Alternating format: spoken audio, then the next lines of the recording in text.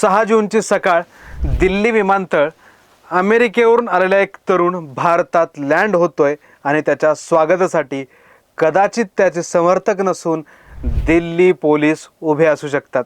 येत्या शनिवारी भारतात एक असं वादळ धडकणार आहे ज्याची सुरुवात एका साध्या मीम आणि उपहासातून झाली होती, पण आज जे देशातील कोट्यावधी तरुणांचा आवाज बनलाय तो तरुण आहे कॉकरोच जनता पार्टीचा संस्थापक अभिजित दिपके। गेल्या 2 वर्षापासून अमेरिकेत शिकायला असलेल्या अभिजितने भारतात येण्याची घोषणा केली आहे। राजधानी दिल्लीतील जंतर मंतर मैदानावरून कॉकरोच जनता पार्टीच्या माध्यमातून पहिल्या आंदोलनाची हाक दिली आहे, पण आंदोलनाआधीच सरकार अभिजितला दिल्ली विमानतळावरूनच उचलणार का हा प्रश्न आहे। स्वतः अभिजित आणि त्यांच्या कुटुंबियांनी ही भीती बोलून दाखवली आहे। त्यामुळेच आजच्या या व्हिडिओत आपण अभिजित दिपके अचानक भारतात का येत आहेत, आंदोलनासाठी हाक कशासाठी देण्यात आली, मोदी सरकारच्या कोणत्या मंत्र्यांचं पद धोक्यात आलंय आणि दिपकेंना अटकेची भीती का वाटते, याच सगळ्या प्रश्नांचा बिटवीन द लाईन्समध्ये उलगडा करणार आहोत। त्यामुळे व्हिडिओ शेवटपर्यंत बघा। नमस्कार, मी ज्ञानेश्वर रेड्डी, तुम्ही पाहताय टीओडी मराठी। कॉकरोच जनता पार्टीची सुरुवात कशी झाली, या संपूर्ण प्रकरणाची सुरुवात झाली ती देशाचे सरन्यायाधीश सूर्यकांत यांच्या एका विधानावरून। एका सुनावणी दरम्यान त्यांनी बेरोजगार तरुणांसाठी झुरळ आणि परजीवी या शब्दांचा वापर केला होता। नंतर सरन्यायाधीशांनी आपल्या विधानाचा चुकीचा अर्थ काढल्याचं स्पष्टीकरण दिलं। तोपर्यंत इंटरनेटवर तरुणांचा संताप उफाळून आला होता। याच वातावरणात अमेरिकेतील बोस्टन युनिव्हर्सिटीत शिकणाऱ्या आणि मूळचा महाराष्ट्रातील छत्रपती संभाजीनगरचा असलेल्या अभिजित दिपकेने एक उपहासात्मक सोशल मीडिया पोस्ट केली। त्याने विचारलं, जर आपण सर्व झुरळ एकत्र आलो तर काय होईल, आणि बघता बघता एका सटायरला तरुणांनी अक्षरशः डोक्यावर घेतलं। काही आठवड्यातच इंस्टाग्रामवर या पार्टीला जवळपास 2.25 कोटीहून अधिक फॉलोअर्स मिळाले।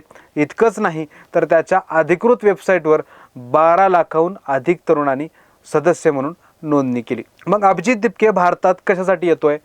अभिजितला जो प्रचंड अभूतपूर्व असा प्रतिसाद मिळाला त्यामागं केवळ एक मीम किंवा एक जोक नाही, तर त्यामागं विद्यार्थ्यांच्या मनात खदखदणारा संताप आहे। नीट यूजी परीक्षेचा पेपर लीक झाल्याचा फटका 22 लाख विद्यार्थ्यांना बसलाय। CBSEच्या OSM सिस्टममधील गोंधळामुळे 17 लाख विद्यार्थी त्रस्त आहेत। CUTच्या तांत्रिक गोंधळामुळे 16 लाख, तर SSC GDच्या भरती प्रक्रियेतील पारदर्शकतेच्या अभावामुळे 40 लाख विद्यार्थ्यांचं भवितव्य टांगणीला लागलंय। अभिजितच्या दाव्यानुसार 1 कोटीहून अधिक विद्यार्थ्यांच्या आयुष्याशी खेळ सुरू आहे आणि याच नैराश्यातून नीटच्या 5 विद्यार्थ्यांनी आत्महत्या केली। या सर्व शैक्षणिक गोंधळाची नैतिक जबाबदारी स्वीकारून केंद्रीय शिक्षण मंत्री धर्मेंद्र प्रधान यांनी राजीनामा द्यावा, ही CJPची प्रमुख मागणी आहे। याच पार्श्वभूमीवर केंद्र सरकारने CBSE प्रमुख आणि सचिव यांची हकालपट्टी केली आहे, पण अभिजित हे शिक्षण मंत्र्यांच्या राजीनाम्यावर ठाम आहेत।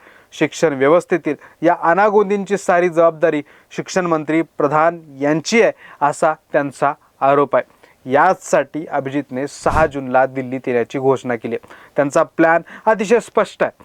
तो एअरपोर्टवरून थेट संसद मार्ग पोलीस ठाण्यात जाईल आणि तिथे जंतर मंतरवर शांततापूर्ण आंदोलन करण्यासाठी रितसर परवानगी मागेल।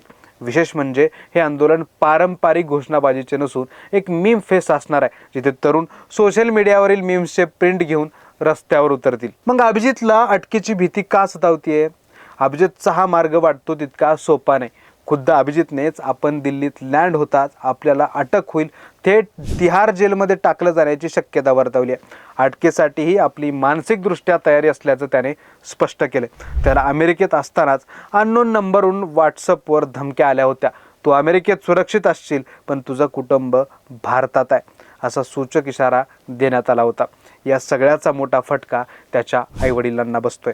छत्रपती संभाजीनगरमध्ये राहणारे त्याचे वडील भगवान दिपके आणि आई अनिता दिपके भीतीच्या छायेत आहेत। मुलाने कॉकरोच जनता पार्टी काढल्यापासून आईवडिलांची झोप उडून गेली आहे। याच भीतीपोटी त्यांनी आपल्या मुलानं राजकारणापासून दूर राहावं अशी इच्छाही बोलून दाखवली। इतकंच नाही तर सुरक्षेच्या कारणास्तव आणि धमक्यांमुळे सध्या त्याच्या आईवडिलांना आपलं घर सोडून अज्ञात आणि सुरक्षित ठिकाणी राहावं लागतंय। दुसरीकडे प्रशासकीय पातळीवरही कारवाई सुरू आहे. कॉकरोच जनता पार्टीचं अधिकृत एक्स म्हणजेच ट्विटर अकाउंट भारतात आधीच ब्लॉक करण्यात आले. हे प्रकरण सध्या दिल्ली हायकोर्टात पोहोचलंय. सरकारने हे अकाउंट राष्ट्रीय सुरक्षेचा मुद्दा सांगत ब्लॉक केले. यावर हायकोर्टानं सरकारला म्हणणं मांडण्यासाठी 4 आठवड्यांची मुदत दिली आहे. विद्यार्थी हिताचे मुद्दे लावून धरल्यानं सरकारची मोठी कोंडी झाली आहे. त्यातूनच दडपशाहीचा भाग म्हणून सरकार पोलीस बळाचा वापर करेल असं अभिजितचं म्हणणं आहे. पण खरंच मोदी सरकार अभिजितला अटक करेल? आता या संपूर्ण प्रकरणाकडे आपण राजकीय दृष्टिकोनातून बघूया. अनेकांनी आरोप केला की अभिजित हा आम आदमी पार्टीचा माणूस आहे. हे खरं आहे की त्याने 2020 ते 2022 दरम्यान आपसाठी सोशल मीडिया स्ट्रॅटेजिस्ट म्हणून काम केलं होतं. पण ही एक चळवळ पूर्णपणे स्वतंत्र असून कोणत्याही राजकीय पक्षाचा यात हस्तक्षेप नसेल असं त्यांनी स्पष्ट केले. आपचा एखादा नेता आंदोलनात आला तर त्यांनी आधी स्वतःच्या पक्षाचा राजीनामा द्यावा लागेल अशीच एक अट त्यांनी ठेवली आहे. दुसरा मुद्दा आहे अभिजितच्या अटकेचा. मोदी सरकारने अभिजितला 6 तारखेला एअरपोर्टवरच अटक केली तर ते त्यांच्याच अंगलट येऊ शकतं. त्यासाठी फार मागं जाण्याची गरज नाही. 2011 मध्ये तत्कालीन UPA सरकारविरोधात अण्णा हजारे यांनी आंदोलन सुरू केलं होतं. त्याचवेळी त्यांना अटक केल्यावर ते आंदोलन अधिकच चिघळलं होतं. अगदी अलीकडे लडाखमध्ये सोनम वांगचुक यांच्या आंदोलनाबाबतही सरकारला बॅकफुटवर यावं लागलं होतं. सरकार एखाद्या तरुणाचा आवाज सुरुवातीलाच दाबण्याचा प्रयत्न करतं तेव्हा तो तरुण एक मोठा नेता म्हणून उदयास येतो. हा आजवरचा इतिहास आहे. त्यातच हा तरुण जे मुद्दा उपस्थित करतोय ते विद्यार्थ्यांच्या भवितव्याशी निगडीत आहेत. त्यामुळं एकीकडे संविधानाने दिलेला शांतपूर्ण आंदोलनाचा अधिकार आणि दुसरीकडे 1 कोटी विद्यार्थ्यांचा रोष अशा कात्रीत आता सरकार सापडले.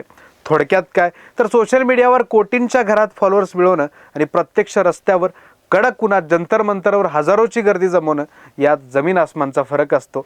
तरुणाईंचा हा ऑनलाईन संताप खऱ्या अर्थानं 6 तारखेला रस्त्यावर दिसेल का हे पाहणं महत्त्वाचं ठरणार आहे. कॉकरोच जनता पार्टी ही फक्त एक इंटरनेटवरील बबल फुगा आहे की ती खरोखरच भारतातील तरुण राजकारणाची दिशा बदलणार आहे याचा फैसलाही काही तासातच होईल.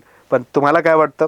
6 जूनला अभिजित दिपकेंना दिल्लीत अटक केली जाईल की त्यांना जंतर मंतरवर आंदोलन करू दिलं जाईल? आणि या विद्यार्थ्यांच्या दबावामुळे शिक्षण मंत्री धर्मेंद्र प्रधान खरोखरच राजीनामा देतील का? खाली कमेंट बॉक्समध्ये तुमचं मत सांगा. तुम्हाला हे विश्लेषण आवडलं असेल तर व्हिडिओला लाईक करा, व्हिडिओ मित्रमंडळीला शेअर करा आणि अशाच विश्लेषणासाठी TOD मराठी चॅनलला यूट्यूबवर सबस्क्राईब करायला विसरू नका.